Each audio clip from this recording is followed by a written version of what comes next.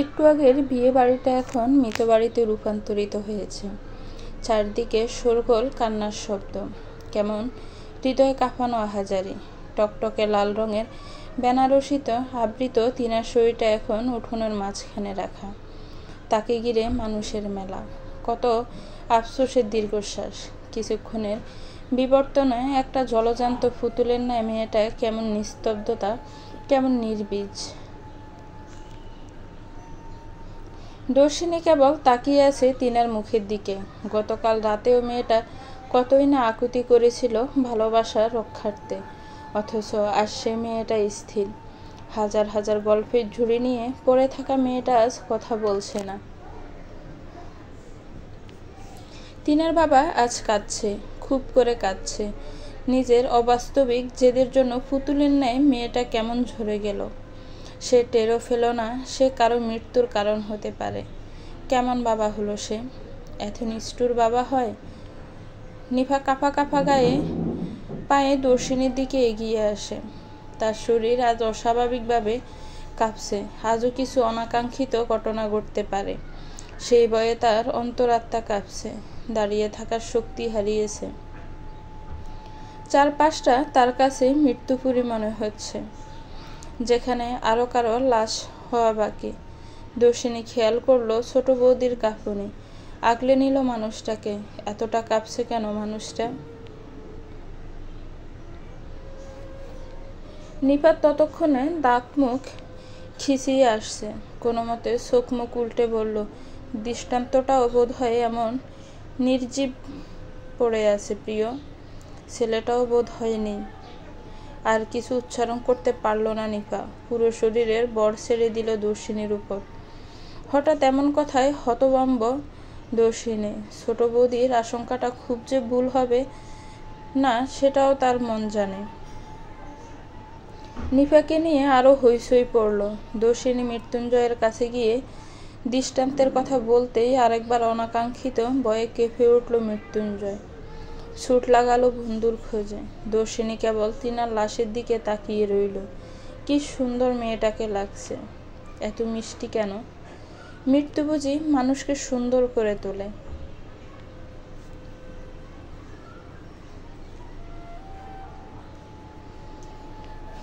ভোরের কোমল আকাশ, মেঘ জমেছে খুব গম্ভীর করে। থম মেরে থাকা প্রকৃতির সাথে মানুষের অনুভূতিগুলোর কেমন বিপর্যস্ত অবস্থা। আহাজারির ভয়াবহতার পর সবটাই এখন নিচ্ছুপ।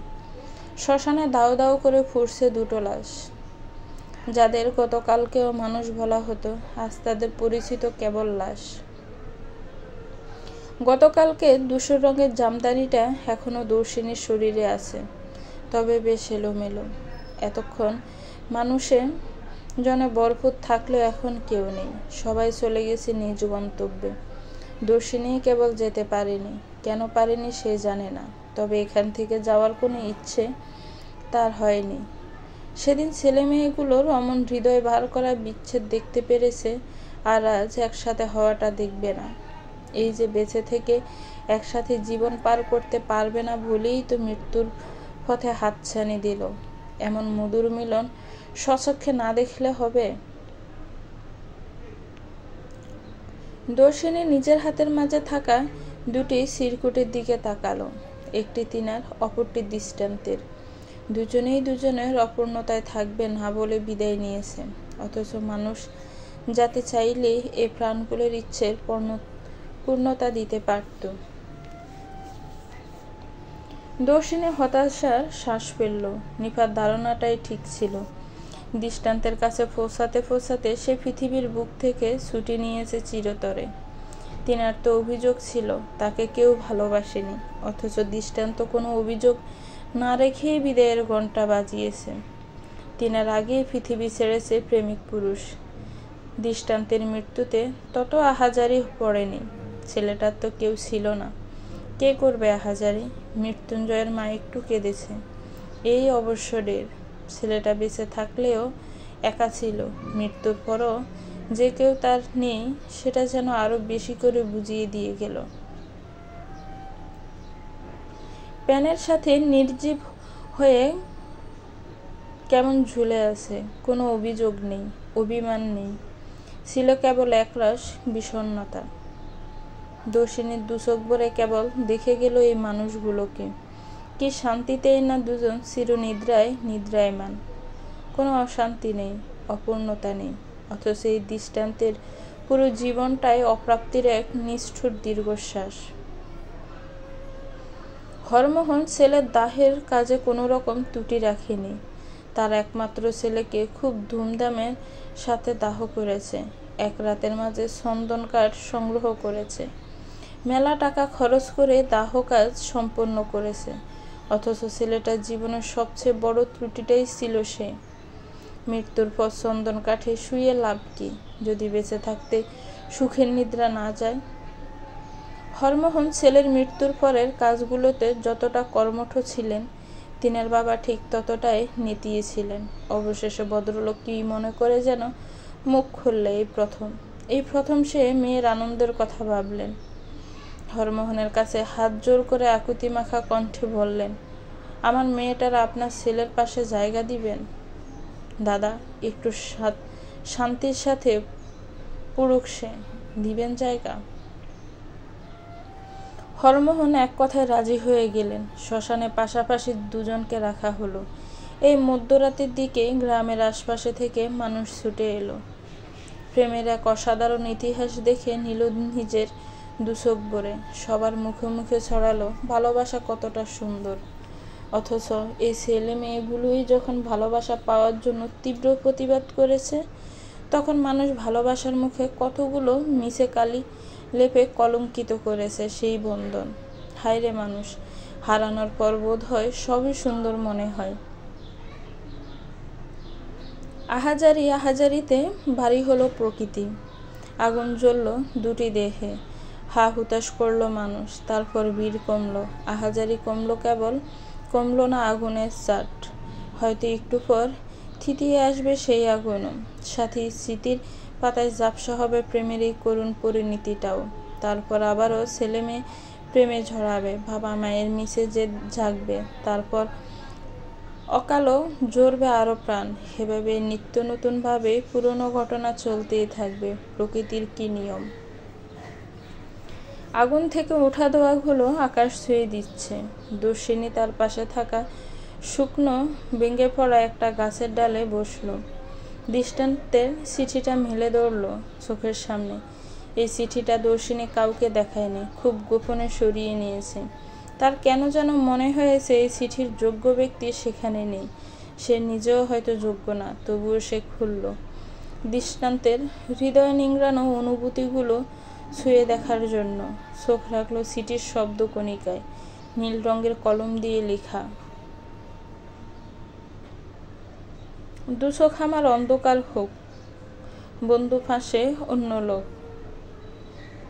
কে জানতো জীবনটা গানের লাইন হয়ে রবে। বন্ধুর পাশে অন্য লোক দেখার মতন ভাগ্য নিয়ে আসবো, সেটাও বা কে জানতো। এই বিশাল পৃথিবীতে একা থাকার যে কি ভীষণ কষ্ট, কাকে জানাবে সে কথা। আমার যে কোথাও কেউ নেই। ছেলেদের কাঁদতে নেই বলে অনুভূতি প্রকাশ করাও ভালো না আমাদের।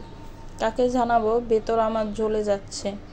খুব ছোটবেলায় যখন মাকে হারাই, সৎ মায়ের প্রথম স্বর খেয়েই বুঝেছিলাম জীবন এত সহজ না। কে জানতো জীবন যে এতটা কঠিন। আমার জীবনের প্রথম নারী আমার মা, যাকে হারিয়েছে সেই ছোটবেলায়, যখন হারানোর অর্থ জানতাম না। মা হারানোর পর বাবাকেও কেমন অপরিচিত মনে হলো। এই পরিত্যক্ত জীবনটা নিয়ে যখন এগিয়ে যাচ্ছিলাম, তখন দ্বিতীয়বারের মতন হারিয়েছি জীবনের প্রথম ভালোবাসাকে। কতই না পাগলামি করেছি সেই ভালোবাসা আঁকড়ে রাখার জন্য।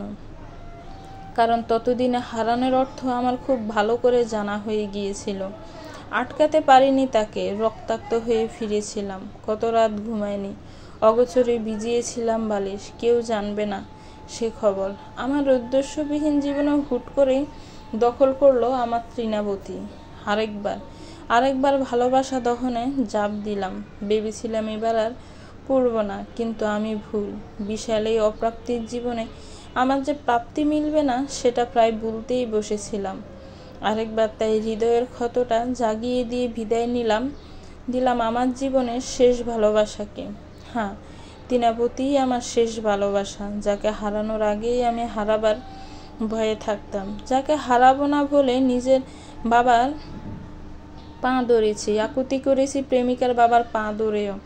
অতঃপর শূন্য থালা নিয়ে ফিরে গেছি আমার শূন্যতা ভরা আঙ্গিনায়। গোটা পৃথিবী আমায় কলঙ্কিত প্রেমিক বলবে, যে প্রেমিক আটকে রাখতে জানে না ভালোবাসা। এই কলঙ্ক নিয়ে আদৌ বেঁচে থাকা যায়? টিনাবতী, শুনছ? তোমায় আমি ভীষণ ভালোবাসি। এই যে দেখো, নিজের জীবনের চেয়ে বেশি। প্রেমিকের অশ্রু নিয়ে প্রেমিকা ভালো থাকতে পারে না, তাই তো চলে যাচ্ছি। ভালো থেকো টিনাবতী। টিনাবতী ছাড়া যে আমাকে কেউ ভালোবাসেনি। চিঠি শেষ। দৃষ্টান্তের অনুভূতিগুলো কেমন খড়খড়ে, আর যার আজ কেউ পায়নি কখনো। দর্শিনী হুট করেই কেঁদে উঠল। দৃষ্টান্তের জন্য তার কান্না আসছে, আকাশ পাতাল এক করে কান্না যাকে বলে। ছেলেটার হাহাকার কেউ দেখেনি। কতটা যন্ত্রণা পুষে একজন মানুষ ভালো থাকে। ভালোবাসা এমন কেন? তরতাজা দুটি প্রাণ কেমন ছিনিয়ে নিল। এত নিষ্ঠুর কেন ভালোবাসা? কান্নার এক পর্যায়ে দর্শিনীর হাতের মুঠোয় থাকা ফোনটা বেজে উঠল। অবাক চোখে তাকাতেই মায়ার নামটা জল জল করে উঠল।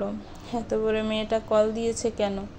তড়িঘড়ি করে ফোনটা রিসিভ করতে ওপাশ থেকে মায়ার উৎফুল্ল কণ্ঠ ভেসে এলো। সই, ভালো আছো? দর্শিনী অবাক হলো। অবাক কণ্ঠে জিজ্ঞেস করলো, এত সকালে যে, কিছু হয়েছে?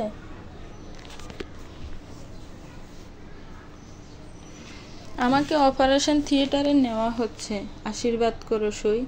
কিডনির ডোনার পাওয়া গিয়েছে। দর্শিনী হা হয়ে রইল। বিস্মিত কণ্ঠে বলল, আজ তোমার অপারেশন? ডোনার কে জোগাড় করলো? হৈমন্ত ভাই। মায়ার অকপটে স্বীকারোক্তিতে থমকালো দর্শিনী। কিছুক্ষণ মৌন থেকে ক্ষীণ স্বরে বলল, সুস্থ হয়ে ফিরে আসবে। মনে করো তুমি ফিরে আসলে কারো গোটা পৃথিবী জয় করা হবে।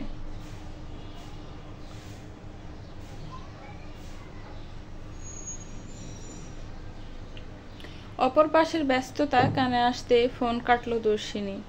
ঝিরি ঝিরি বৃষ্টি পড়ছে। দর্শিনী খেয়াল করলো সে বাদে এখানে আরেকজন উপস্থিত, নিপা বৌদি, যে ফ্যাল ফ্যাল করে তাকিয়ে আছে জ্বলন্ত অগ্নিশিখার দিকে। বিড়বিড় করে বলছে, আমি তোমায় রোজ নিয়ম করে ভালোবাসি দৃষ্টান্ত। দর্শিনী হাসল। ভালোবাসার সংজ্ঞা ঠিক কেমন হওয়া উচিত আসলেই তার জানা নেই।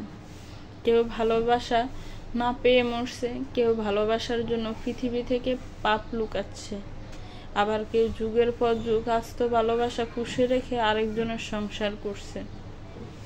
ভালোবাসার এত বৈচিত্র্যতা, তবুও ভালোবাসা সুন্দর।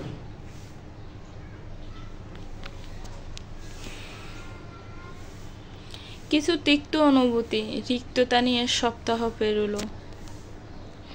মানুষ ব্যস্ত হয়ে গেল নিজ নিজ বাস্তবতায়, ভুলে গেল শোক। কেবল একজন সেই শোক নিজের অন্তঃস্থলে জিয়ে রেখেছে। রোজ নিয়ম করে সে সেই শোকে নিমজ্জিত হয়ে অশ্রু বিসর্জন দেয়, বাঁচিয়ে রাখে শোক নিজের আর্তনাতে। ধরনের বুকে এখন সময়টা প্রায় বিষণ্ণ বিকেল। দর্শিনী স্কুলের চাকরিটাতে জয়েন করেছে। আজ 3 দিন যাবৎ স্কুলে যাচ্ছে, সারাটা দিন সেখানেই পার হচ্ছে।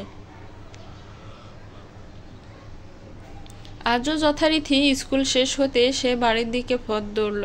খুব ধীরে ধীরে পা চালালো। আর তো কয়েকটা দিন, তারপর তার সমস্ত অপ্রাপ্তিকে পূর্ণতা দিবে, তার কোল জুড়ে নতুনের আবির্ভাব ঘটবে। এরপর আর দীর্ঘশ্বাসের পাল্লা তত ভারী হবে না। ভাবতে ভাবতে মুচকি হাসল দর্শিনী। তারও একটা নিজের কেউ হবে, যাকে আঁকড়ে ধরে নির্দ্বিধায় পার করা যাবে বাকি জীবনটা। হুট করে দর্শিনীর মাথায় মায়ার ভাবনা খেলে গেল। সেদিন মেয়েটার অপারেশন হওয়ার কথা ছিল, এরপর তো আর কোনো খোঁজই নেওয়া হলো না মেয়েটার। ভীষণ বোকামি করে ফেলেছে ভেবে আফসোসের শ্বাস ফেলল দর্শিনী। ব্যাগ থেকে নিজের ফোনটা বের করলো, ডায়াল করলো কাঙ্ক্ষিত নাম্বারটি। 2-1 বার রিং হতে অপর পাশ থেকে ফোনটা রিসিভ হলো। দর্শিনী উৎকণ্ঠিত গলায় জিজ্ঞেস করলো, কেমন আছো মায়া? প্রশ্নের বিপরীতে অপর ফাঁস থেকে গমগমে পুরুষালী কণ্ঠ ভেসে এলো। দিদি, আমি হৈমন্ত। ভালো আছেন? আচমকিক হৈমন্তর কণ্ঠে থতমত খেয়ে গেল দর্শিনী। মনের কোনায় জেগে উঠল অনাকাঙ্ক্ষিত ভয়। মায়ার ফোন তো সবসময় মায়াই রিসিভ করে, তবে আজ কেন নয়? মেয়েটার কি তাহলে কোনো বিপদ হলো? ভয়ে দর্শিনীর শরীর থেকে যেন উষ্ণ ভাব বের হচ্ছে। বিন্দু বিন্দু গা মুখি দিল গলদেশে। কোনো মতে নিজেকে দাতস্থ করে মিয়ে যাওয়ার স্বরে বলল, আমি ভালো আছি। মায়া কোথায়? সুস্থ আছে তো মেয়েটা? ওর অপারেশন কেমন হলো? সাকসেসফুলি হয়েছে তো? হ্যাঁ, মায়ার অপারেশন ঠিকঠাকভাবে হয়েছিল। এখন ও সুস্থ, ঘুমাচ্ছে। হৈমন্তর উত্তরে শীতল হলো দর্শিনীর মস্তিষ্ক। স্বস্তির শ্বাস ফেলতেই হুট করে বিহুর কথা মনে পড়ল। কেমন আছে ওরা? মেয়েটা তো একটা ভালো খোঁজ নিল না। হৈমন্তর কাছে জিজ্ঞেস করবে কি না ভাবতে ভাবতে হৈমন্তর কথা ভেসে এলো। দিদি, আপনাকে একটা কথা বলার আছে।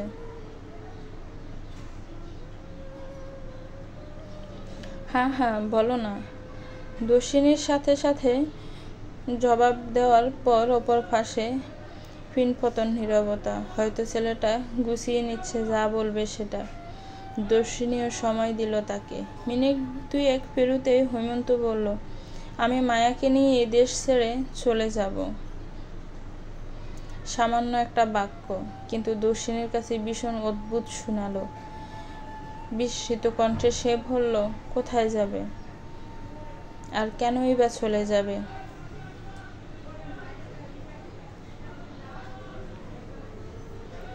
দিদি, আমার পরিবারের সবাই এদেশ ছেড়ে অনেক আগেই চলে গেছে। মায়ার পরিবারের কেউ নেই। ওর দিদি মারা যাওয়ার পরই ওর মা মারা গেছে, আর ওর বাবাও জন্মের আগেই মারা গেছেন। এই শহরে মায়া একা হয়ে যাবে বলেই আমি থেকে গেছি। আর এতদিন সে প্রতিশোধের নেশায় ছিল। আজ এ শহরে তার কিছুই অবশিষ্ট নেই যার টানে সে থাকবে। তাই আমি ওকে নিয়ে চলে যাব। সুন্দর একটা জীবন দিব ওরে। হৈমন্তর কথা থামলো। বেরিয়ে এলো এক দীর্ঘশ্বাস।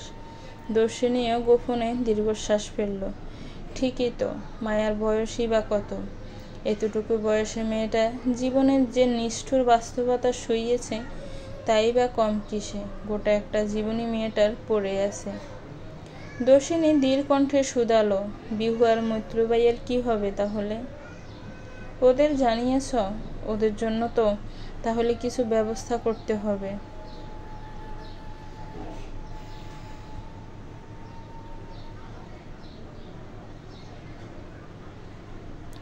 দর্শিনীর কথা শুনে বেশ অবাক হলো হৈমন্ত। বিস্মিত হয়ে সে বলল, বিহঙ্গিনী দিদি আর মৈত্রদা তো গত পরশুই শহর ছেড়েছেন। মৈত্রদাকে নিয়ে খুব দূরে কোথাও চলে যাবে সে। এই শহরে তার কেউ নেই। কি জন্য পড়ে থাকবে এখানে? সেজন্যই তো চলে গেল, আপনাকে বলেনি। হৈমন্তের কথায় অবাকের মাত্রা ছাড়ালো দর্শিনী। কণ্ঠের কথা কণ্ঠে আটকে রইল। বিহু শহর ছেড়ে চলে গেছে? কোথায় গেল? দর্শিনীকেও জানালো না?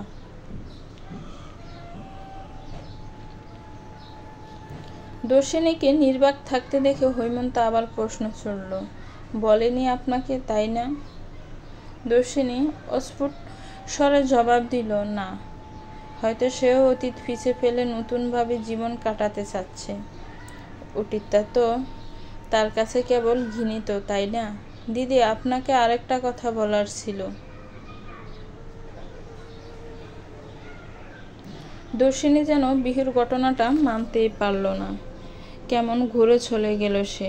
আনমনেই বলল, হ্যাঁ বলো। হৈমন্ত আবারও নীরব হইল। সময় নিয়ে বলল, এখান থেকে যেহেতু মায়াকে নিয়ে চলেই যাব, তাই এখানে মায়ার সব সম্পর্ক আমি শেষ করে দিয়ে যেতে চাই। আপনার সাথে আর মায়া যেন যোগাযোগ না করে, বা আপনিও যেন না করেন, সেটাই চাইব। হৈমন্তের কথায় ধ্যান ভাঙল দর্শিনীর। গোর কেটে গেল হুড়মুড় করে। হৈমন্ত কি বুঝাতে চেয়েছে? তার বুঝতে বাকি রইল না। এমন কঠিন মুহূর্তেও দর্শিনীর হাসি এলো। খিলখিল করে হেসে বলল, মায়ার সাথে আমার এমন কোনো সম্পর্ক নেই যেটা তোমাকে শেষ করতে হবে। তবে তথাকথিতভাবে সমাজের মতে মায়া আমার সতীন, আর বর্তমানে সতীন সম্পর্কটাও নেই। তাহলে কোন সম্পর্ক ছিন্ন করার কথা বলছো? যতটুকু আছে সম্পর্ক সেটা আত্মার, সে সম্পর্ক তো ছিন্ন করা যায় না। তবে হ্যাঁ, আমি আর কখনোই মায়ার সাথে যোগাযোগ করব না। অতীতকে পিছে পেলে আমিও চলতে চাই। মায়া আমার অতীতের কালো অধ্যায়, সেটা নিয়ে আমিও হাঁটব না। তবে ওই শহরে মায়ার একটা সংসার আছে, ছিন্ন করার হলে সেটা ছিন্ন করো। দর্শিনীর হাসি হাসি কথার মাঝেও যে ঠাট্টার একটা করুণ সুর রয়েছে তা বুঝতে বাকি রইল না হৈমন্ত। নিজেই লজ্জিত বোধ করলো এমন কথা বলার জন্য। নিজের অনুভূতি সামলে নিয়ে স্থির কণ্ঠে বলল, মায়ার এই সংসারের কোনো মূল্য নেই। স্ত্রী থাকা সত্ত্বেও আরেকটা বিয়ের আইন সনাতনী ধর্মাবলম্বীদের আইনে নেই। সেই মতেই বিয়েটা নিকৈশি ছেলে খেলা। আমি মায়ার সব কিছুটা পিছে ফেলেই যাব।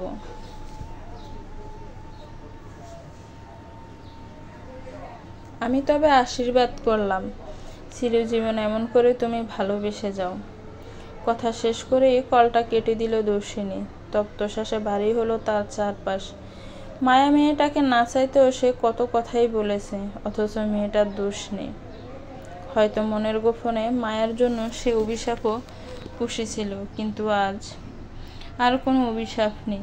মেয়েটাকে আর দেখতে পাবে না ভেবেই বুক বার হচ্ছে। মায়ার প্রতি অদৃষ্ট মায়া জন্মেছিল হয়তো। সম্পর্কগুলো কেমন গেটে হয়ে গেল। এককালের আত্মার সই বিহুকেও হারিয়ে ফেলল কেমন করে। হারিয়ে গেল কত মানুষ, কত সুন্দর সন্ধ্যা। এখন তো কেবল মন বার করা বিষাদ আর বিষণ্ণতা। জীবনের রঙ্গমঞ্চে কতই না পর আপন হয়, আপন থেকে হুট করে তারা অদৃশ্যে মিলিয়ে যায়। শুধু থেকে যায় স্মৃতিদের কলরব। প্রকৃতি ধীরে ধীরে আঁধারে নিমজ্জিত হচ্ছে। দর্শিনীর হুট করে মনে হলো টিনা আর দৃষ্টান্তকে একটু দেখে যাওয়া যাক। যেমন ভাবনা তেমন কাজ। হাঁটতে হাঁটতে শ্মশানের সামনে এসে পা থামালো দর্শিনী। চোখ দুটো তার বিস্ময়ে বড় হলো। শ্মশানে আগরবাতি মোমবাতি দেখাচ্ছে ছোট বৌদি। পরনে তার লাল টুকটুকে সুতির কাপড়, পায়ে দেখে আলতাও দিয়েছে। নুপুরের রিমঝিম শব্দ কেমন গা কাঁপিয়ে দিল। দর্শিনী তাকিয়ে রইল সেদিকে। কেবল নিপা মোমবাতিটা হাত থেকে নামিয়ে বসে পড়ল। কতক্ষণ মাটির মাঝে হাত বুলালো। ক্ষণ ক্ষণ মেয়েটার শরীরও কেঁপে উঠল। মেয়েটা কি কাঁদছে? গুনগুনিয়ে কবিতা তো রটছে। কাঁপা কাঁপা ভেজা কণ্ঠে মনের সকল বিষাদ উজাড় করে দিয়ে বলল, কাফনের কাপড় গায়ে মোর প্রেম নীল বিদায়, প্রেমিক মোর বিচ্ছেদ ভিড়ে হয়ে পড়িয়া রইল হায়। ওহে প্রেম কি অনল তোমার, মৃত্যু দাও দুহাতে, তবুও কেন মানুষ তোমায় নিয়ে এমন উন্মাদনায় মাতে।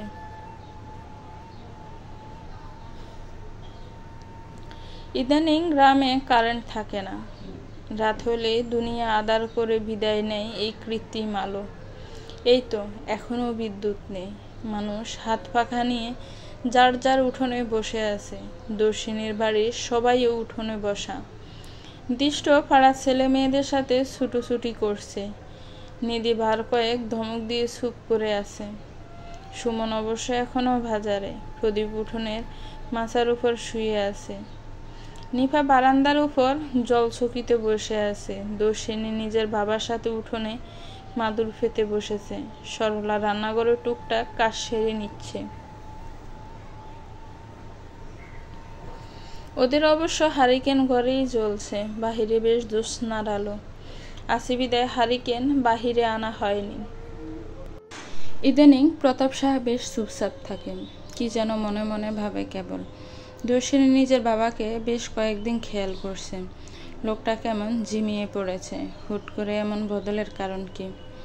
আজ যেহেতু বাবা মেয়ে একসাথে বসেছে, তাই সুযোগ বুঝেই দর্শিনী প্রশ্ন ছড়ল,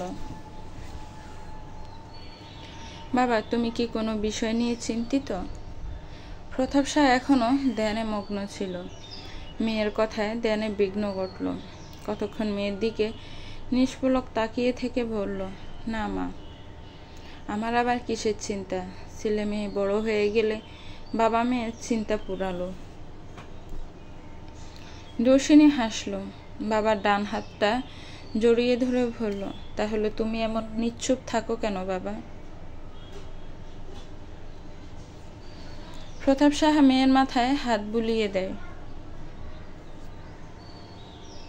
সবার দিকে তাকিয়ে গলা পরিষ্কার করে দৃষ্টি আকর্ষণ করে। হুট করে বলে ওঠে, আমার জায়গা জমি আমি তোমাদের মাঝে ভাগ করে দিতে চাই।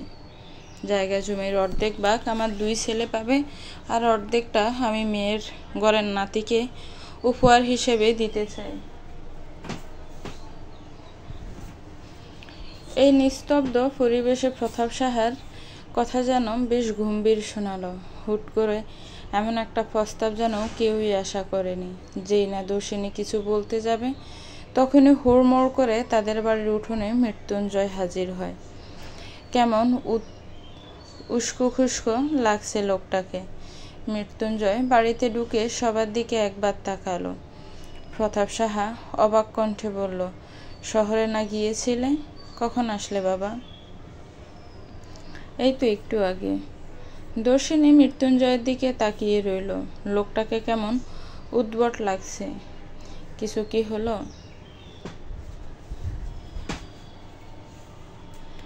দর্শিনীর দিকে তাকিয়ে হুট করে মৃত্যুঞ্জয় বলল, আগামীকাল বিকেলে আমার ফ্লাইট। দর্শিনী এমন একটা কথা যেন এখনই আশা করেনি। হুট করে মৃত্যুঞ্জয় এই খবরটাই দিতে এলো। দর্শিনীর হাসি এলো, তাচ্ছিল্যের হাসি। প্রথম সে সবার কাছে প্রিয়দর্শিনী থাকে, কিন্তু যখন তাকে ছেড়ে চলে যাওয়ার সময় হয় মানুষের, তখন প্রিয়দর্শিনী থেকে কেবল দর্শিনী হয়ে যায়। কি অদ্ভুত! ছেড়েই যদি যেতে হয়, তবে জীবনে আসার কি দরকার? দক্ষিণা বাতাসে বাতাবি লেবুর ঘ্রাণ ভেসে আসে রাতের বৈরী বাতাসে। টিনের চালে এক নাগাড়ে ডাকতে থাকা কানাকুয়ো অকল্যাণের সুর। তবে কি আরেকটা বিচ্ছেদের গল্প লিখল এই রজনী? আজ রাতটা একটু বেশিই নীরব, পানসে বিষণ্ণতায় পরিপূর্ণ। প্রকৃতিতে শরীর শীতল করা বাতাস থাকলেও মনে বিষাদের উষ্ণতা বিরাজমান। দূর হতে বাটিয়ালি গান ভেসে আসছে। নন্দন জেঠু হয়তো গান ধরেছে। কি মধুর সুর তার, গলায় কি টান! বিষাদটা মাখামাখো করার জন্য একদম সঠিক সুর। মাঝি ভাইয়া যাও রে, অকুল দরিয়ার মাঝে আমার ভাঙ্গা নাও রে, মাঝি ভাইয়া যাও রে। দর্শিনী চোখ বন্ধ করে মনোযোগ দিয়ে শুনছে। এমন মনোমুগ্ধকর কণ্ঠ না শুনে পারা যায় না তো। নন্দন জেঠু একজন ভবঘুরে মানুষ। ঘর সংসার বলতে কিছুই নেই। ছোটবেলায় নাকি সে কোনো মেয়ের অসম্ভব রকমের ভালোবাসত। অতঃপর মেয়েটার অন্য জায়গায় বিয়ে হয়ে যাওয়ার পরে ভবঘুরে হন নন্দন জেঠু। তার গল্প গ্রামের প্রতিটা কোন জানে ভালোবাসার কি নিদর্শন, কি সৌন্দর্যতা। বাতাসের তালে মাঝে মাঝে গানের সুরে স্রোত কেটে যাচ্ছে, তবুও নির্জন রজনী হওয়ায় তত অস্বচ্ছ শোনা যাচ্ছে না। দর্শিনীর মনে হলো বর্তমানে জেঠুর গাওয়া গানটা যেন তার জীবনকে নির্দেশ করছে। গানের লাইনগুলো যেন এক একজনের জীবনের প্রতিচ্ছবি। এই যে যাই হোক, জীবন নামের বিধ্বস্ত তরী নিয়েই এই বিশাল বেঁচে থাকার সমুদ্র পাড়ি জমাতে হবে। হঠাৎ ঝড়ে তরী নড়বড়ে হবে, রৌদ্রতপ্ত দুপুর তরীর উপর পড়লে শরীর জ্বলে যাওয়ার উপক্রম হবে। তবুও জীবন তরী বাইতেই হবে, এছাড়া যেন পথ নেই, উপায় নেই। দর্শিনীর ভাবনার ছেদ পড়ল বাহুতে একটা শক্তপোক্ত হাতের আভাস পেতে। এত রাতে তো কেউ জেগে থাকার কথা না, তাহলে কে বাহুতে হাত রাখলো? চমকে গেল দর্শিনী। গাটা একটু ডান দিকে নিতে বাবার হাস্যোজ্জ্বল মুখ নজরে এলো। বাবার মিষ্টি হাসির বিনিময়ে হাসি ফিরিয়ে দেয় দর্শিনীও। প্রতাপ সাহা মেয়ের পাশে এসে বসে। মধ্য রজনী, মাথার উপর জকজকে চাঁদ। বাবা মেয়ে একসাথে মাথার উপর বসে আছে। এর চেয়ে সুন্দর দৃশ্য পৃথিবীতে বোধহয় আর একটাও নেই। নন্দন জেঠুর গানের সুর বদলালো, কথা বদলালো, নতুন গান ধরেছে। আমার সারা দেহ খেও গো মাটি, চোখ দুটি মোর খেও না, আমি মরে গেলেও তারে দেখার স্বাদ মিটবে না গো, মিটবে না। তারে এক জনমে ভালোবেসে ভরবে না মন, ভরবে না। বাবা মেয়ের নিস্তব্ধতার মাঝে গানের সুরগুলো যেন জংকার তুলেছে। প্রতাপ সাহা কতক্ষণ নীরব থেকে মেয়ের পানে তাকায়, বাচ্চাদের মতন ডাক দেয়, মা। দর্শিনী হঠাৎ এহেন ডাকে চমকে যায়। মনে হলো তারই সন্তান তাকে ডাকছে। কি অদ্ভুত! ছোট্টবেলায় যারা সন্তানের বাবা মা থাকে, সন্তান বড় হওয়ার সাথে সাথে সেই বাবা মায়ের অভিভাবক হয়ে ওঠে সন্তান। বাবা মা নিজেদের সন্তানের মাঝে নিজেদের বাবা মায়ের প্রতিচ্ছবি খুঁজে পায়।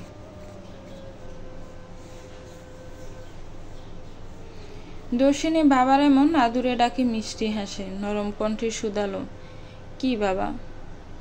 প্রতাপ শাহ মেয়ের মাথায় হাত বুলিয়ে দেন। বাপ এমন যেন বুকের সবটুকু স্নেহ সে ঢেলে দিবে মেয়ের তরে। বার কয়েক আদুরে হাত বুলিয়ে মোলায়েম কণ্ঠে বলল, মা, মৃত্যুঞ্জয় তো চলে যাবে, তোমার কি কিছু বলার নেই?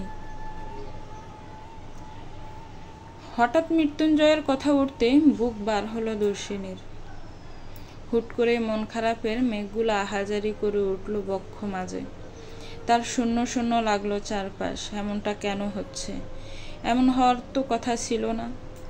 রাত 10টার দিকে হুড়মুড় করে এসে মৃত্যুঞ্জয় তার চলে যাওয়ার বাণী দর্শিনীকে শুনিয়ে আবার চলে গেল নিজ পথে। সে বেছে বেছে দর্শিনীকেই কেন চলে যাওয়ার বার্তা শোনালো? তবে কি সে চায় দর্শিনী তাকে আটকে রাখুক, আগলে রাখুক নিজের সাথে? হয়তো চায়, তাই তো আকার ইঙ্গিতে প্রকাশ করলো সেটা। মেয়েকে ভাবনার রাজ্যে ডুব মেরে যেতে দেখে হাসলেন প্রতাপ সাহা। মেয়ের পানে তাকিয়ে গলা খাকারি দিয়ে মেয়ের দৃষ্টি আকর্ষণের চেষ্টা চালালো। তার কাজে সে সক্ষম হলো। দর্শিনীর ধ্যান ভাঙল, খানিক থতমত খেলো। প্রতাপ সাহা মেয়ের থতমত বাপ কাটাতেই বললেন, ওরা তো ভোরের দিকে বের হয়ে যাবে, বিদায় জানাতে যাবে না? আবার কিন্তু বছর গড়লে মৃত্যুঞ্জয় আসবে। ভাবতে পারছো বছর খানেক দেখা হবে না তোমাদের? মানতে পারছো এ সত্য?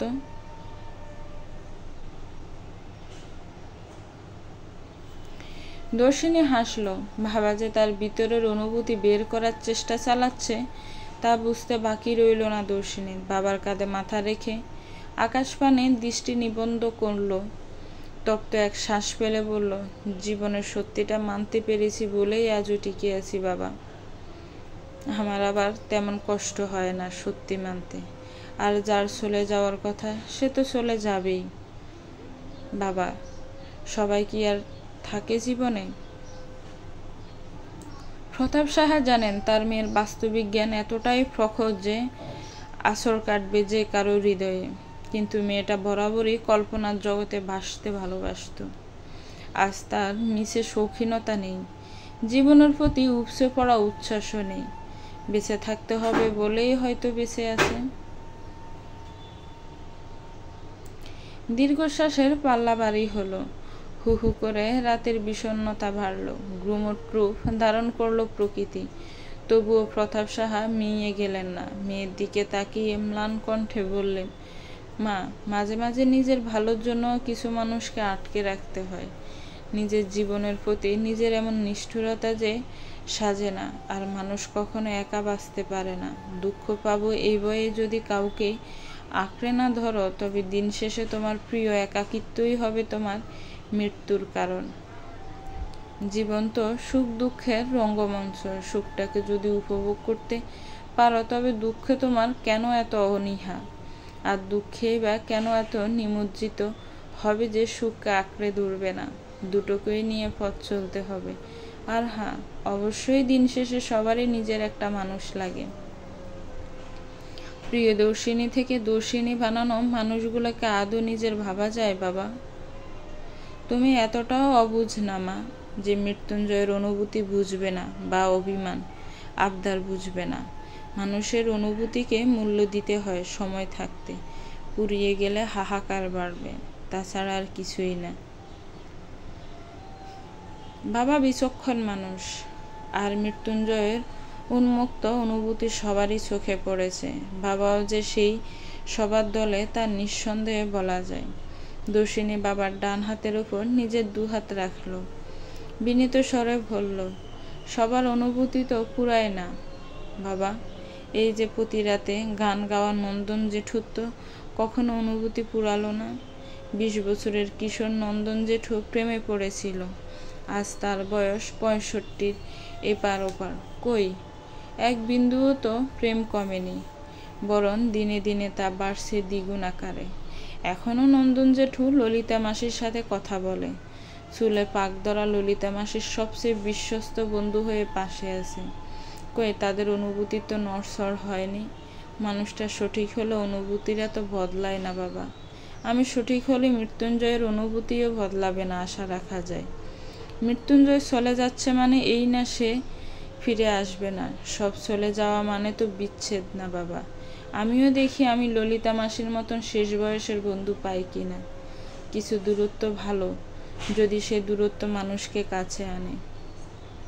তবে তাই হোক, তোমার গোপন পরীক্ষায় যেন সর্বোচ্চ নাম্বার নিয়ে উত্তীর্ণ হয় মৃত্যুঞ্জয়, আমি সেই প্রার্থনাই করব। প্রতাপ সাহার কথা থামে, প্রকৃতির নীরবতা আরো বাড়ে। অনেক রাত পর্যন্ত বাবা মেয়ে বসে থাকে একসাথে। দূর হতে কখনো নন্দন জেঠুর গান ভেসে আসে, কখনো বা হুহু কান্না। জেঠুর কান্নার সাথে তাল মিলিয়ে কিঞ্চিৎ শোক দর্শনীয় পালন করে। দুফোঁটা অশ্রু ঝরে, কার জন্য যেন বিশাল শূন্যতা অনুভব হয় হৃদয় কোণে।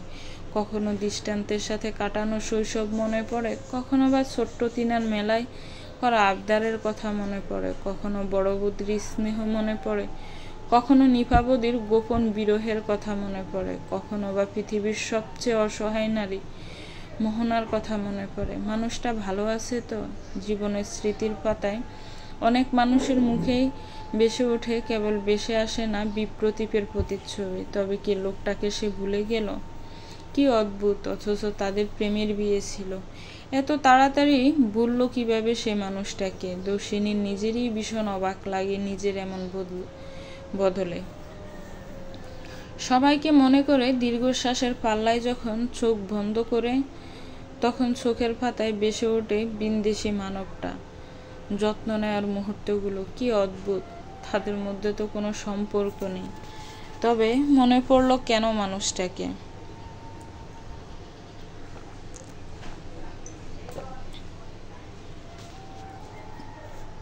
ভোরের পাখিদের শোরগোল শোনা গেল, সাথে কিঞ্চিৎ ঠান্ডা বাতাসের ঝিলিক। চোখে রোদ পড়তে ঘুম ভেঙে যায় দর্শিনীর।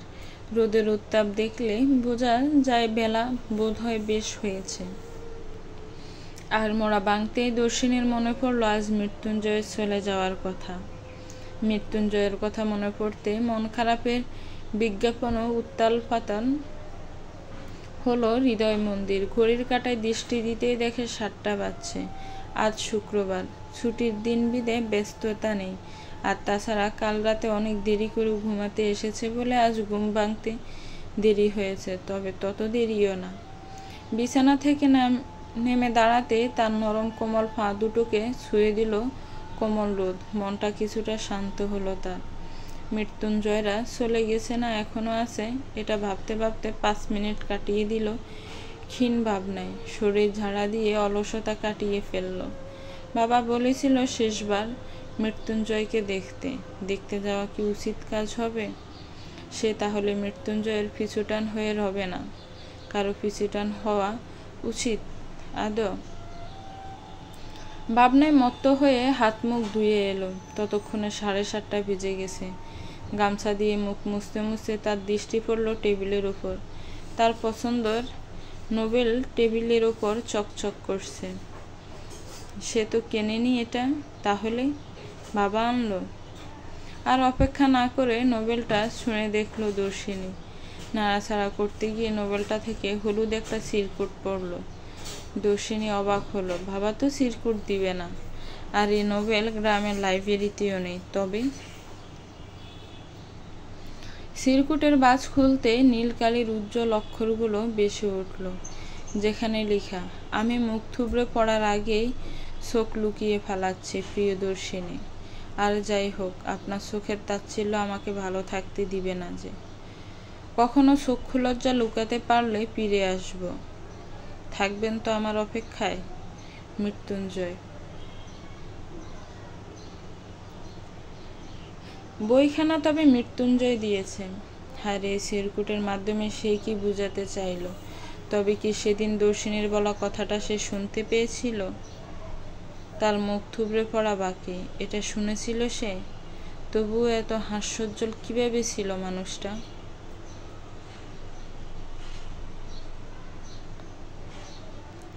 খারাপ লাগায় ছেয়ে গেলে দর্শিনীর মন বাগিচায়। শেষবার অন্তত মানুষটাকে ভুল বুঝে চলে যেতে দেওয়া যাবে না।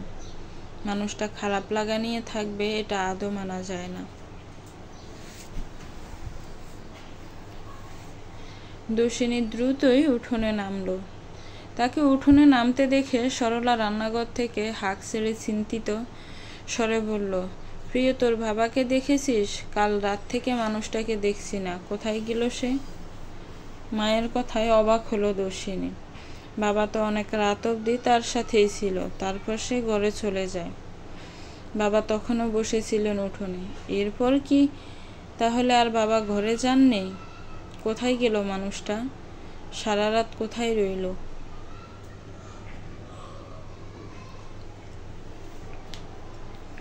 অথই জলে পড়ল দর্শিনী। কার খোঁজে আগে যাবে, বাবা না মৃত্যুঞ্জয়? আর মৃত্যুঞ্জয় এতক্ষণ অবধি আছে না চলে গেছে? হাজারখানেক প্রশ্ন নিয়ে পা বাড়ালো পথের ধারে। গ্রামের পথে ব্যস্ত পদচারণ মানুষের। দর্শিনী হাঁটতে হাঁটতে বেশ খানিকটা পথ পাড়ি জমালো।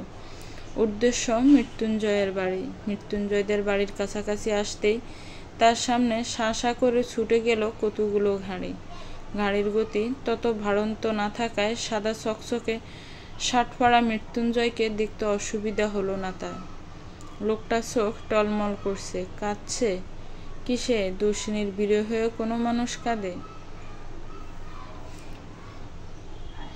দর্শিনীর গলা উঁচিয়ে চিৎকার করে বলতে ইচ্ছে করলো, থেকে যান বিন্দেশি সাহেব, কিন্তু তাহা আর বলা হলো না।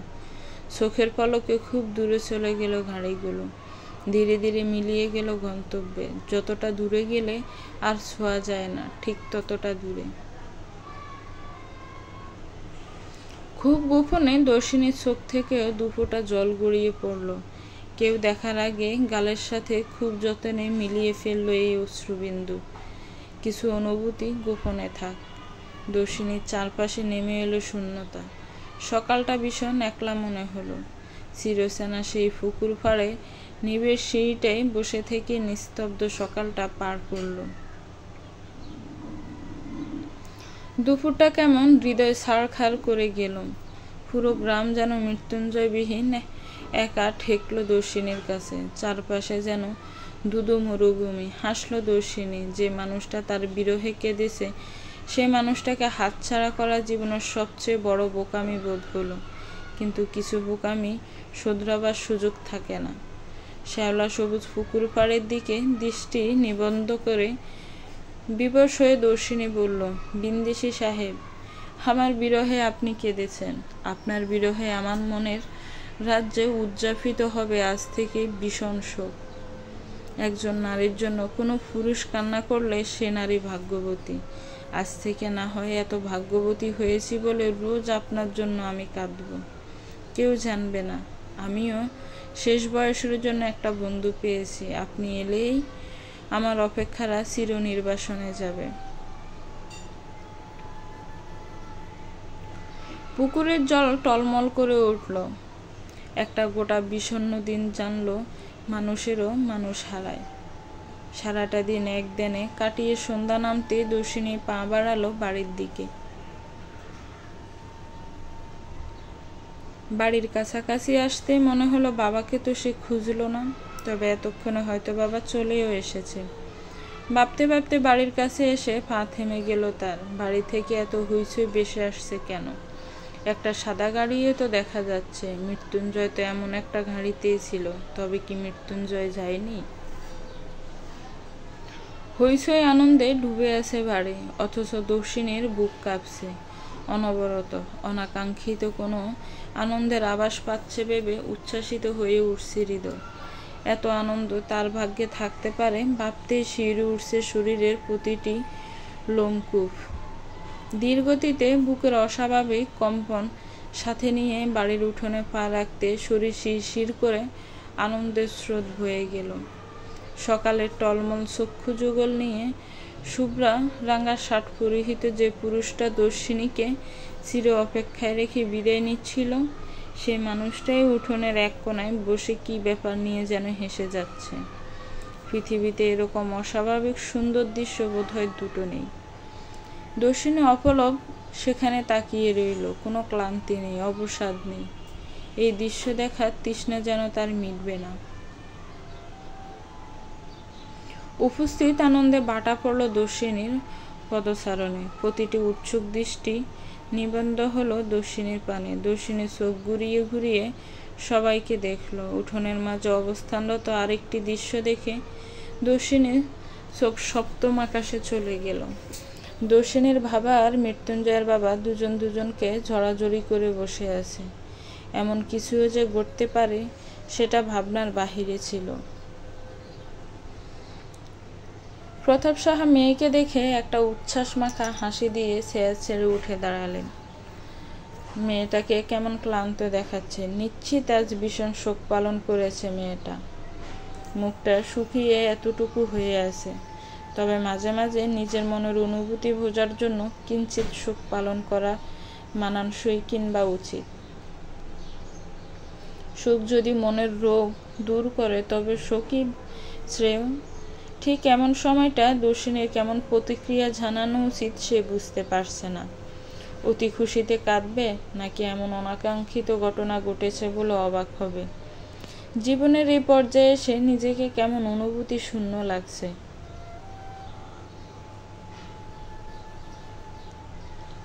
তবে এমন একটা দৃশ্য দেখার পর মনে হচ্ছে বেঁচে থাকাটা মোটেও বৃথা হয়নি। মরে গেলে কি এত সুখ দেখার ভাগ্য হতো? প্রতাপ সাহা নিজের বাহাত দিয়ে মেয়ের বাহু আঁকড়ে ধরল। দর্শিনী ফেলফল চোখে বাবার পানে চাইল। দর্শিনীর চোখ হয়তো কি প্রশ্ন করছে তা বুঝতে অসুবিধা হয় না বাবার। তাই তো মেয়ের দিকে তাকিয়ে মিষ্টি হাসি দিয়ে উপহার দিয়ে ক্ষীণ স্বরে বলল, মা দেখো, তোমার শৈশবের বন্ধুত্ব ভুলেনি। দিন শেষে সে আমার দ্বারেই ফিরেছে মা। বাবার কথা বোধগম্য হয় না দর্শিনীর। ভ্রু কুঁচকে গেল তারই আপনা আপনি। অবাক কণ্ঠে বলল, তোমার বন্ধু? কে তোমার বন্ধু?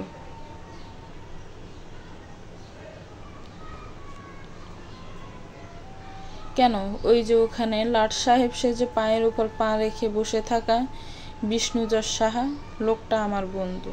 আমার ছোটবেলার বন্ধুর সাথে তোলা সাদা কালো ছবিটা দেখে তো অনেক হাসতে, মনে নেই? সেই ছোট প্যান্ট পরা ছেলেটাই আধপাকা চুলের বুড়ো বিষ্ণুঞ্জয় আমার বন্ধু। বাবার অকপটে স্বীকারোক্তিতে দর্শিনীর অবাক মাত্রা আকাশ ছুঁয়ে যায়। মৃত্যুঞ্জয়ের বাবা কিনা তার বাবার বন্ধু, অথচ সে টেরই পায়নি। দর্শিনীর এমন থম মারা অবস্থা দেখে মৃত্যুঞ্জয়ের মা দেবশ্রী হেসে উঠলেন। দর্শিনীর কাছে এসে আদুরে হাত মাথায় বুলিয়ে বললেন, অবাক হলে নাকি মা? অবশ্য অবাক হওয়ারই কথা। তাদের তো এত বছর বন্ধুত্ব বিচ্ছেদ চলছিল। প্রেমের বিচ্ছেদের শোক পালন হয় মা। সবাই সেটা আগ্রহ নিয়ে শুনে, জানে, কিন্তু বন্ধুত্ব বিচ্ছেদের শোক ঘটা করে পালিত হয় না। তত মজা নেই বলে মানুষও তা প্রচার করে না, তাই হয়তো জানোনি। তবে আগে তুমি ভিতরে আসো। সারাটা দিন কোথায় ছিলে শুনি? সেই সকাল থেকে তোমার অপেক্ষায় তোমার বাড়িতে বসে আছি। সারাদিন না খেয়ে আমাদের ছোট্ট খেলার সাথীকে কষ্ট দিলে আমরা কিন্তু সেটা বরখাস্ত করব না। চলো ভিতরে।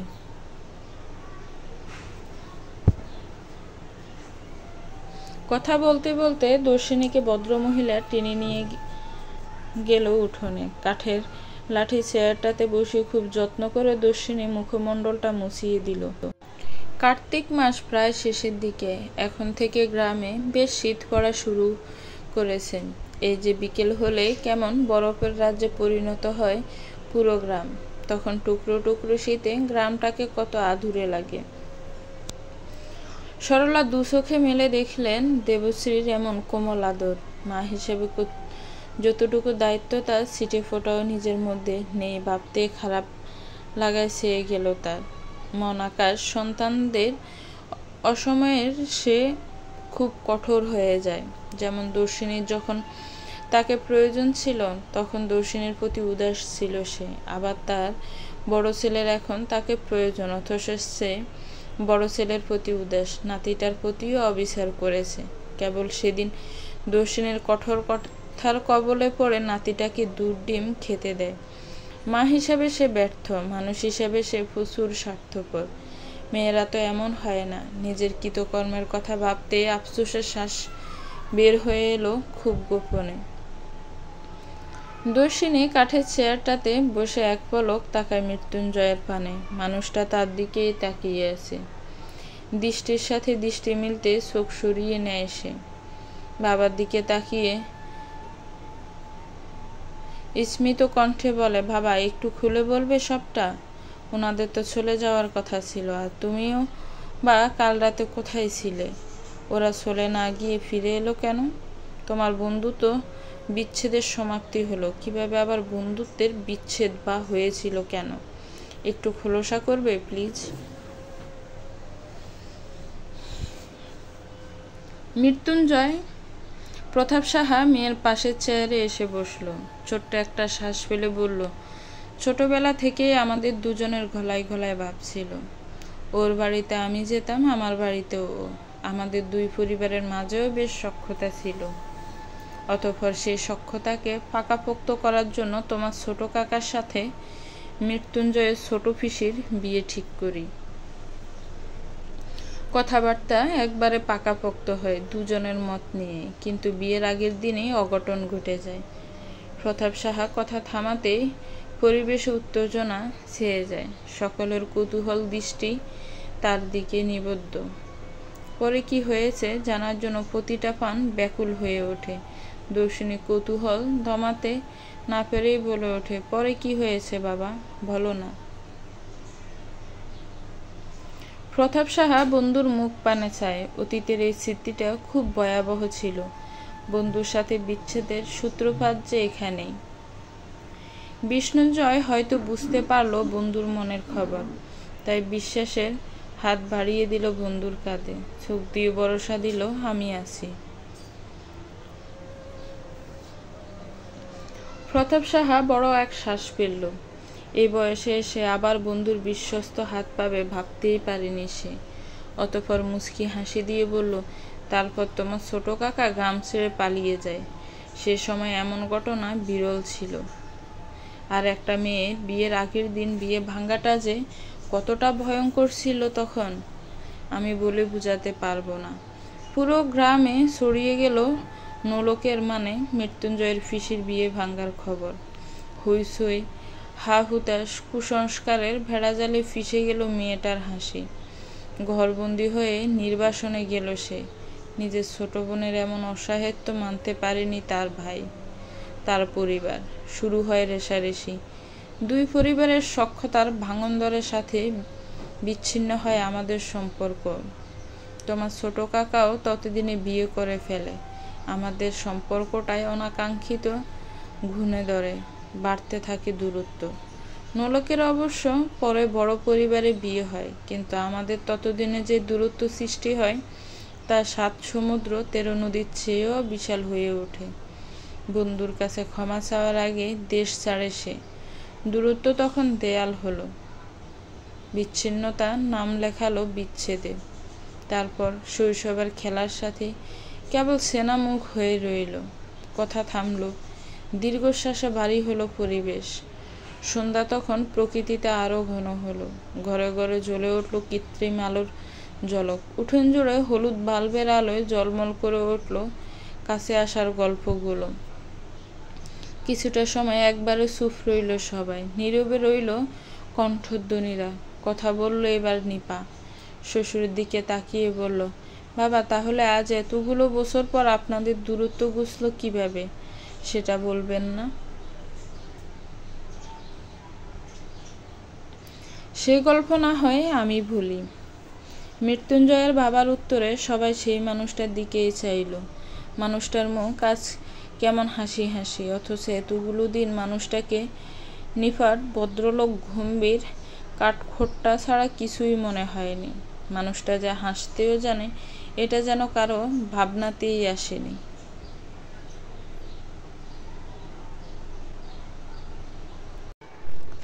কি হলো বাচ্চারা, আমি বলবো বলে কি তোমরা শুনতে ইচ্ছুক না? এমন চুপ করে খেলে যে।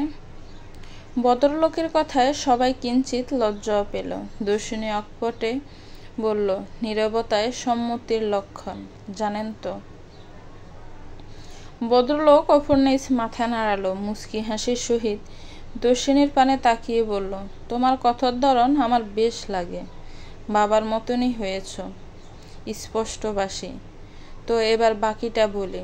কাল রাত যখন 3টে, গ্রামের ছমছমে বা দূরের জঙ্গলি শেয়ালগুলোর অনবরত ডাকে ঘুমটা কেমন হালকা হয়ে গেল। আবার চলে যাব, কবে না কবে আসি, সবটার জন্যই ঘুমটা গাঢ় হওয়ার আগেই ভেঙে গেল। আস্তে ধীরে উঠে বসলাম। ঘরের মাঝে কেমন দমবন্ধ লাগছিল বলে বারান্দায় এসে দাঁড়িয়েছি। এমতো অবস্থায় হুট করে আমার নজর গেল আমাদের বাড়ির সামনে খালি জমিটার দিকে। কে যেন বসে আছে জমিটার মাঝে। আমি প্রথমে বেশ চমকে গিয়েছিলাম, কিন্তু হঠাৎ কিছু মনে হতে তাড়াতাড়ি নেমে গেলাম। জমিটার কাছে আসতে পা দুটো থেমে গেল। প্রতাপ জমিটার মাঝে বসে কান্না করছে। আমি ভীষণ অবাক হলাম। আমার জীবনে আমি কখনো এই ছেলেটাকে ভেঙে পড়তে দেখিনি। এই অবস্থায় দেখে আমার বুকটা মোচড় দিয়ে উঠল। যতই ওর সাথে কথা না বলি, একটা রেশারেশি দেয়াল তুলে রাখি না কেন, একটা সময় ও আমার আত্মার সঙ্গী ছিল। সেটা আমি ভুলে যেতে পারিনি কখনো। এই প্রথম আমি ডাক দিলাম, প্রভু। কাঁদছিস কেন? হঠাৎ কারো কণ্ঠ শুনে প্রতাপ চমকে যায়। সে বুঝতে পারেনি তার এত গোপনীয় দুর্বলতা কেউ বুঝে দূরে ফেলবে। দুর্বলতা লুকানোর বৃথা চেষ্টা করে গেল সে অনবরত। আমি কেবল তাকিয়ে তাকিয়ে ওর অধঃপতন দেখলাম। আমার কাছ থেকে কিনা ও কান্না লুকাচ্ছে। মিনিট 5 পেরোতে ও আমার বুকে এসে হামলে পড়ল। সেই চেনা মাঠ, শৈশবের প্রিয় জায়গা, প্রিয় বন্ধুকে কাছে পেয়ে অনেক বছরের মিছে অভিমানের দেয়াল হুড়মুড় করে খসে পড়ল। অনেকটা সময় দুজন দুজনকে জড়িয়ে কাঁদলাম। এত বছরের ভারী ভাব এক নিমিষে কমে গেল। সারাটা রাত নীরবে দুজনের পাশে বসে কাটালাম। জীবনের সকল প্রাপ্তির খাতায় বিরাট অপ্রাপ্তি ছিল এই বন্ধুত্ব বিচ্ছেদ। হুট করেই যেন সেই প্রাপ্তিতে পরিণত হলো। যখন ভোরের আলো ফুটল, তোমার বাবা এত এত বছরে জমিয়ে রাখা ছড়িটা ঢেলে দিল আমার কোলে। নীরবতা ভেঙে বলল, আমার ভুলের ক্ষমা হয় না, ক্ষমার মুখ নেই আমার। তবুও বলছি আমি দুঃখিত। আরেক জন্ম পেলে বন্ধু হিসেবে তোকেই চাই। নিজের কথা শেষ করে এসে চলে এলো। আমার কথা অবধি শুনেনি। আমিও বাড়িতে গেলাম। তোড়জোড় পড়ল বিদায় নেওয়া। বুকে পাথর চেপে গাড়িতে উঠলাম, কিন্তু শেষ অবধি সবটা ভেবে আর যেতে পারলাম না। বাঁচবই তো আর কটা দিন। আফসোস নিয়ে দুনিয়া ছাড়ার মতন আফসোস যেন আমার না থাকে। অতঃপর আমি চলে এলাম বন্ধুর সাথে শেষ জীবনের অবসাদ ভাগ করে নিতে। ও দেশে আমার যা আছে তা ভাই দেখে রাখতে পারবে, কিন্তু এ দেশে আমার যা আছে তা দেখে রাখার কেউ নেই। আমার বন্ধু, আমার দেশের মাটি, এদেশ ছাড়া কেমনে থাকি? দীর্ঘ বক্তব্যের পর থামল ভদ্রলোক। এতক্ষণে টান টান উত্তেজনার অবশেষে অবসান ঘটল। সবার চোখে অবাক ভাব। এ দুজন মানুষ অন্তরে কতটা ভালোবাসা ফুঁসে রেখে এতদিন কেবল পরিচিত হয়েছিল। সামান্য এক বাক্যে তাদের দীর্ঘদিনের নির্বাসন শেষ হলো। উপস্থিত সবারই চোখে খুশির অশ্রু। ভালো কিছু দেখতেও ভালো লাগে। তার মধ্যে নিধি রান্নাঘর থেকে ট্রেতে করে চা নিয়ে হাজির হলো। সবার হাতে হাতে চায়ের কাপ, বিস্কুট দড়িয়ে দিয়ে হাসি হাসি মুখে বলল, অনেক তো হলো বিষাদ, এবার একটু স্বাদের চা খাওয়া যাক। আজ কিন্তু আমি আর নিপা মজার রান্নার আয়োজন করেছি, রাতে এখানেই খেতে হবে, এখনই কোনো না শুনছি না।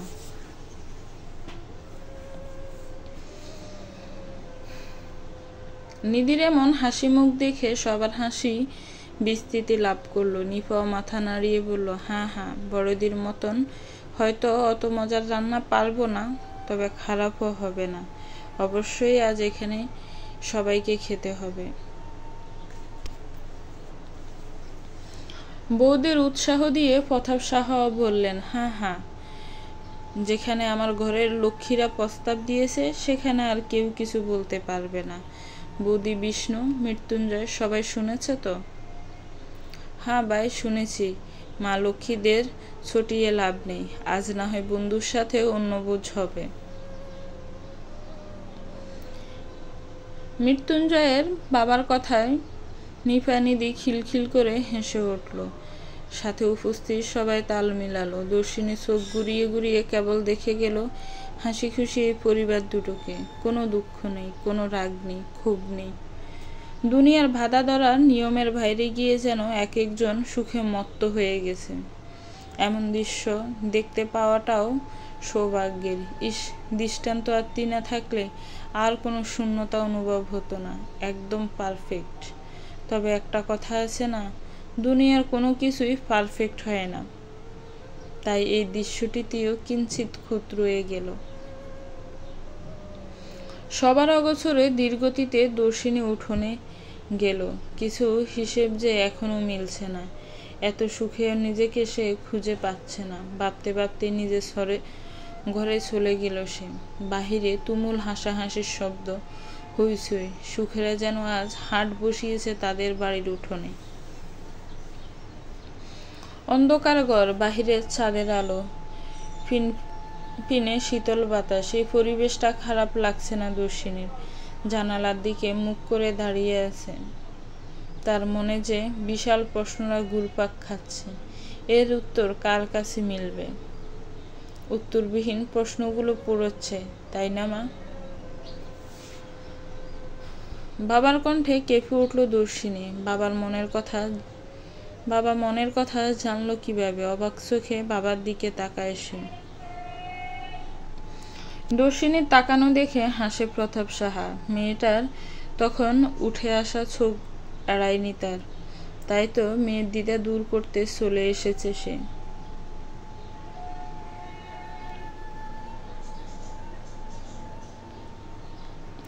বাবা, তুমি কিভাবে জানলে আমার মনের সংশয়?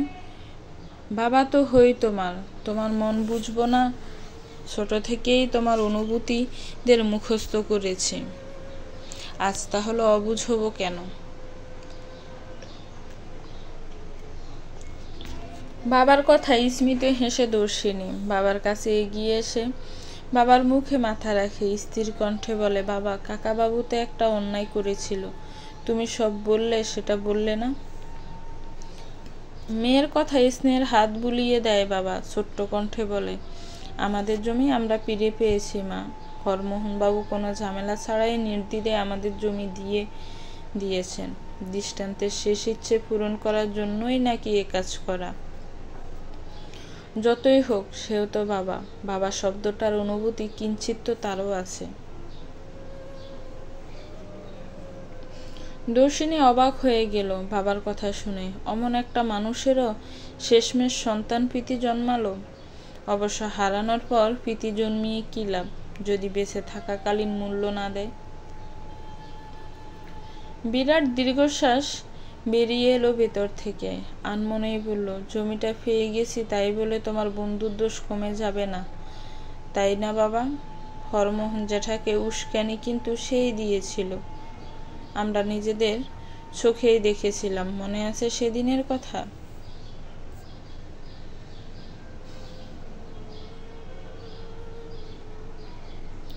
প্রতাপ সাহা চোখ বন্ধ করল। সেদিনের কথা সে ভুলেনি।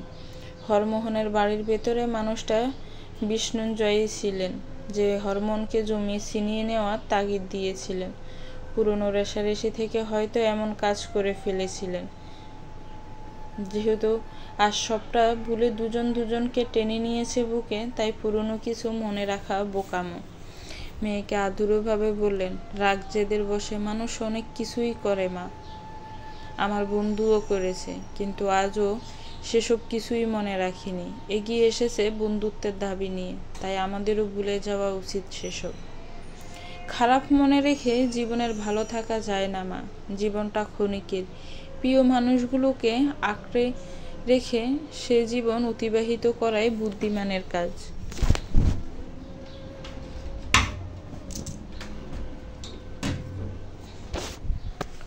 বাবার কথার তাৎপর্য হয়তো বুঝল দর্শিনী, তাই আর কিছু না বলে চুপটি করে মাথা এলিয়ে রাখলো বাবার বুকে। বাহিরের ছাদের আলোয় জলমল করে উঠল বাবা মেয়ের ভালোবাসা। মিনিট ফেরতে প্রতাপ সাহার ডাক এলো। মেয়েকে বুকের মাঝ থেকে উঠিয়ে পাঞ্জাবের পকেট থেকে একটা চিরুনি বের করে মেয়ের দিকে এগিয়ে দিল সে। 21 শতকের যুগে বাবার হাতে চিঠি দেখে অবাকে হা হয়ে রইল দর্শিনী। প্রতাপ সাহা মেয়ের বাহুতে হাত রেখে আশ্বাস দিয়ে বললেন, তোমার চিঠি শহর থেকে এসেছে। কিছু মানুষকে গোপনে ভালোবেসে যেও, মানুষ হারায়, স্মৃতি রানা।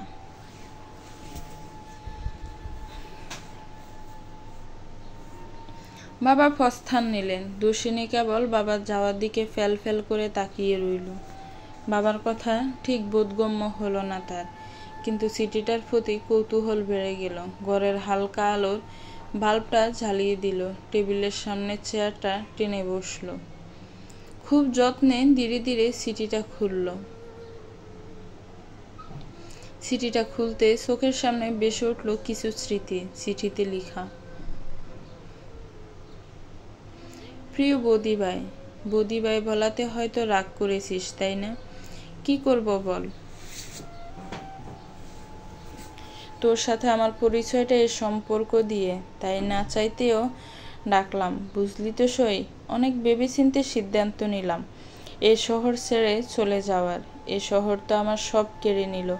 আমার মা, বাবা, ভাই, বৌদি, আমার বড় ভাইকে মানুষ থেকে মানসিক রোগীতে পরিণত করলো।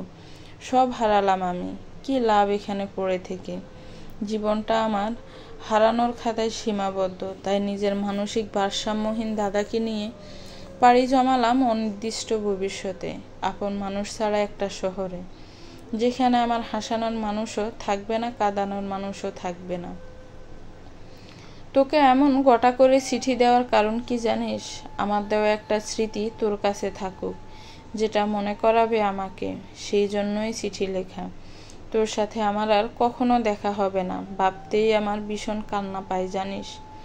আমার আপন মানুষগুলো হারিয়ে গেল এক নিমিষেই। হাসতে খেলতে থাকা আমাদের সংসারটা কেমন মিলিয়ে গেল হুট করে। আর কখনো তোর সাথে গল্পের আসর জমানো হবে না, আর কখনো ভাগাভাগি করা হবে না নিজেদের ভাগ। তোকে জাপটে ধরতে পারবো না আর। এই কষ্ট আমি কাকে দেখাবো রে? কেউ যে রইল না আমার। তুই নতুন একটা জীবন শুরু করিস, তোর জন্য ভালো কিছু আছে। নিজেকে ভালো রাখিস। আমার কারো প্রতি রাগ অভিযোগ নেই। এমনকি আমি ঘৃণা করতে পারলাম না কাউকে। কিভাবে করব বল ঘৃণা? কাকেই বা করব? বাবাকে, যে বাবা আমার আবদারের ঝুলি ছিল? নাকি মাকে করব ঘৃণা, যে মায়ের গর্ভে 9 মাস আর সংসারে এতগুলো বছর নিশ্চিন্তে বাস করেছি? আমার অভাগিনী মারে আমি কেমনি ঘৃণা করব বল? নাকি দাদাকে, যে দাদা কোলে পিঠে করে মানুষ করেছে আমায়? যদি ঘৃণা করতে হয়, আমার ভাগ্যের প্রতি সকল ঘৃণা রইল। এতটা খারাপ সে না হলেও পারত। তোর প্রতি আমার এক আকাশ ভালোবাসা রইল। কখনো মনে পড়লে স্মৃতির পাতায় খুঁজে নিস, মনে রাখিস আমি আছি। ইতি তোর বিহু।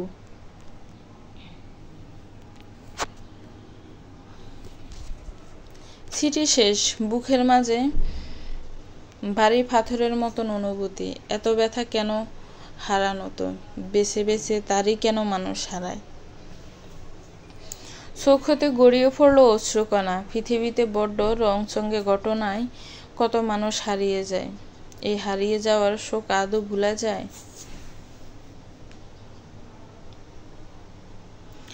ডান হাতের তালুতে শক্ত হাতে ছোঁয়া পেতে বয়কে গেল দর্শিনী।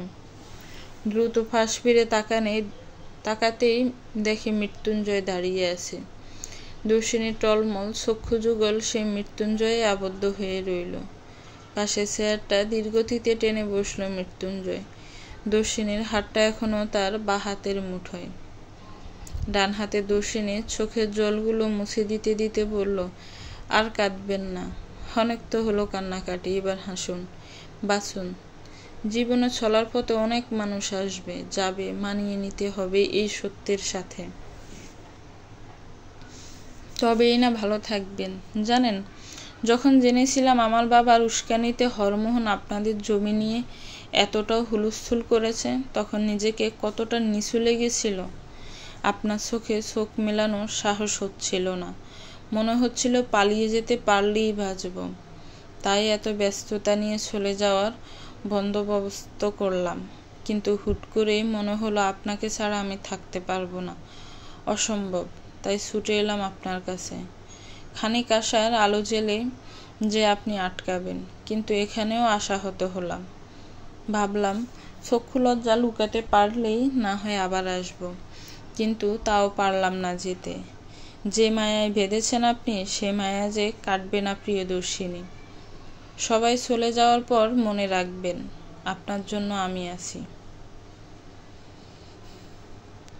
এতক্ষণের মৃত্যুঞ্জয়ের মুঠোর মাঝে থাকা দর্শিনীর হাতটাও আঁকড়ে ধরল মৃত্যুঞ্জয়ের হাত, যেন সেও চায় কেউ একজন থাকুক তার।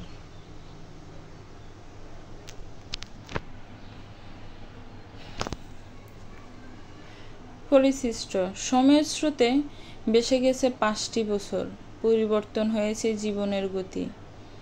সেই গতিতে গা ভাসিয়ে গেছে সবাই বহুদূর। সময়টা ঠিক এপ্রিলের মাঝামাঝি। ফিনল্যান্ডের শহর ইসফেনার একটি বরফ পাহাড়ে দাঁড়িয়ে আছে বাঙালি দুজন মানবী। তাদের সামনে 2 বছরের একটা ছোট্ট বাচ্চা দৌড়ে বেড়াচ্ছে। সাদা ধবধবে মায়া মায়া চেহারার বাচ্চাটি খিলখিল করে হাসছে আর দৌড়াচ্ছে। হুট করে অসাবধানতাবশত বাচ্চাটি মুখ থুবড়ে পড়ে গেল। বাচ্চাটির বাবা এগিয়ে আসতে নিলে তাকে থামিয়ে দেয় বাচ্চাটির মা এবং শুদ্ধতম একটি হাসি দিয়ে উৎসাহিত কণ্ঠে বলে উঠল, প্রিয়দর্শিনী, উঠে দাঁড়াও তো। সোনা বাচ্চা, তুমি না সাহসী মেয়ে? বাচ্চাটি পড়ে গিয়ে কেঁদে দিয়েছে। সে উঠার চেষ্টা করেও পারছে না। বাচ্চাটির মা আবার বলল, আমার প্রিয় পারবে উঠতে, উঠো তো মা।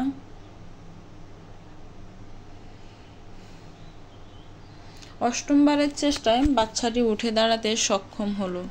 2 বছরের বাচ্চা উঠে দাঁড়াতে পেরে খিলখিল করে হেসে উঠল। এবার হৈমন্ত মুখ খুলল, মায়ার দিকে তাকিয়ে প্রশংসিত কণ্ঠে বলল, বাহ, মেয়েটা তো একদম লড়ুকে বানিয়ে দিয়েছিস, একদম পারফেক্ট।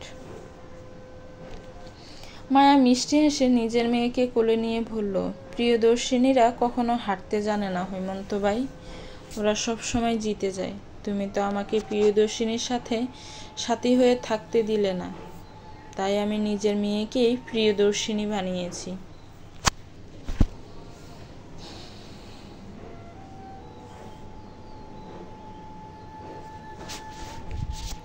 মায়ার কথার বিপরীতে হৈমন্ত ছোট্ট শ্বাস ফেলে। বাংলাদেশ ছেড়ে তারা চলে এসেছে আজ 5 বছর। হৈমন্তের কথা অনুযায়ী মায়া দর্শিনীর সাথে যোগাযোগ রাখেনি, কিন্তু নিজের মেয়েকেই বানিয়েছে দর্শিনী। ছোট্ট গ্রামটার আজ অগাধ পরিবর্তন। টিনের ঘর এখন বিলুপ্ত প্রায়। ঘরে ঘরে বাড়িতে বাড়িতে উঠেছে দালান। আধুনিকতার ছোঁয়ায় ভরে উঠেছে চারপাশ।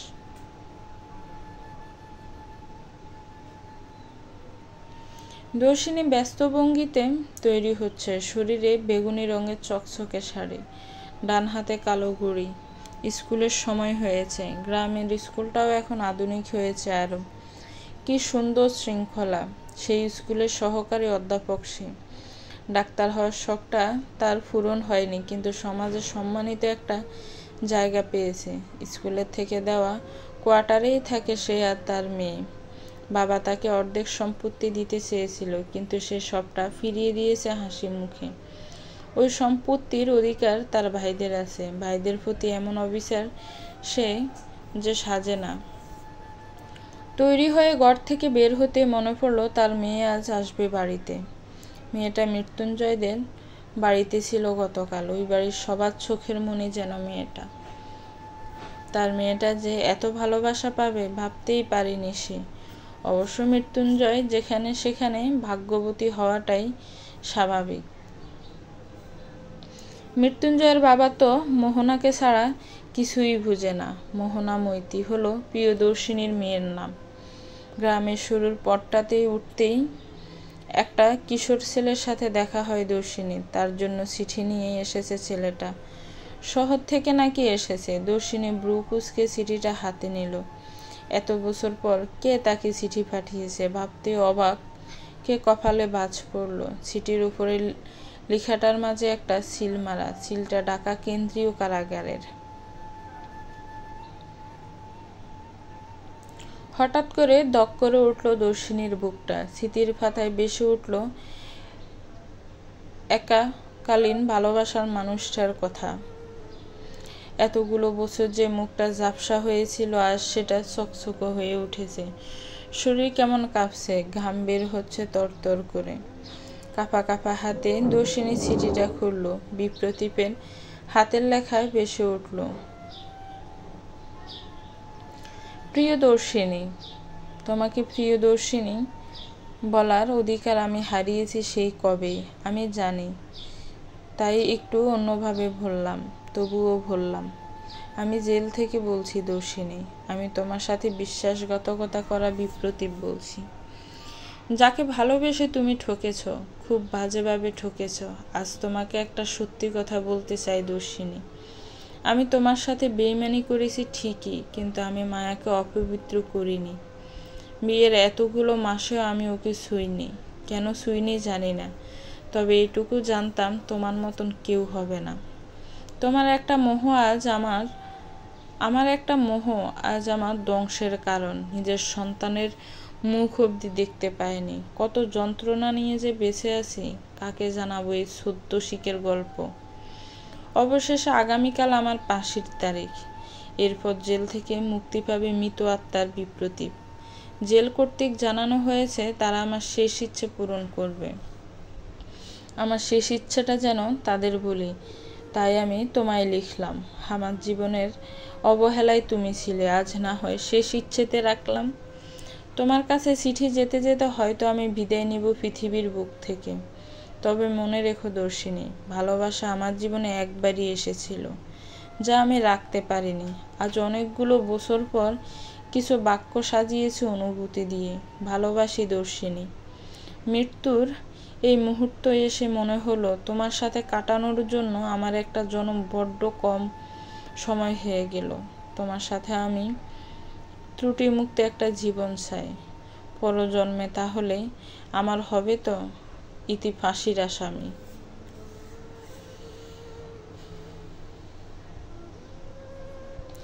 চিঠি শেষ, অনুভূতিরা শেষ হয় না। কাঁপা কাঁপা শরীরটা হেলে পড়ে যেতে নিলেই কারো শক্ত বাহু বন্ধনে আটকে গেল। সেনা শরীরের ঘ্রাণ বলে দিল যুগ যুগের বন্ধুর হাত এটা। মৃত্যুঞ্জয় ব্যতিব্যস্ত কণ্ঠে বলল, কি হলো প্রিয়দর্শিনী? শরীর খারাপ করছে? এমন করছেন কেন?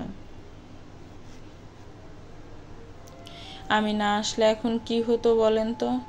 ইস, গামছেন তো। দর্শিনী প্যাল প্যাল করে তাকিয়ে রইল মৃত্যুঞ্জয়ের দিকে। কাঁপা কাঁপা কণ্ঠে বলল, বিপ্রতীপের ফাঁসি হয়েছে, মানুষটা আর নেই। কান্নায় ভেঙে পড়ল দর্শিনী। মৃত্যুঞ্জয় বাহুবন্ধনে আঁকড়ে ধরল মেয়েটাকে। যতই হোক, জীবনের প্রথম ভালোবাসার মানুষটাকে আদৌ ভোলা যায়? যায় না তো। তারা থেকে যায় অন্তরের অন্তঃস্থলে। তাদের থেকে যাওয়া ক্ষতর উপর কেউ ফলেপ লাগাতে পারে না। অনেক মানুষ আসে, দ্বিতীয়বার ভালোবাসা জন্মায়, কিন্তু প্রথম ভালোবাসা যে মুছে না।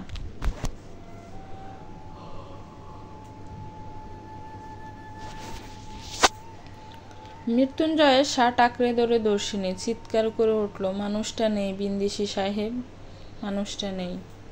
আমি আছি তো। হয়তো তার বিকল্প হিসেবে না, কিন্তু বন্ধু হিসেবে আছি আমি।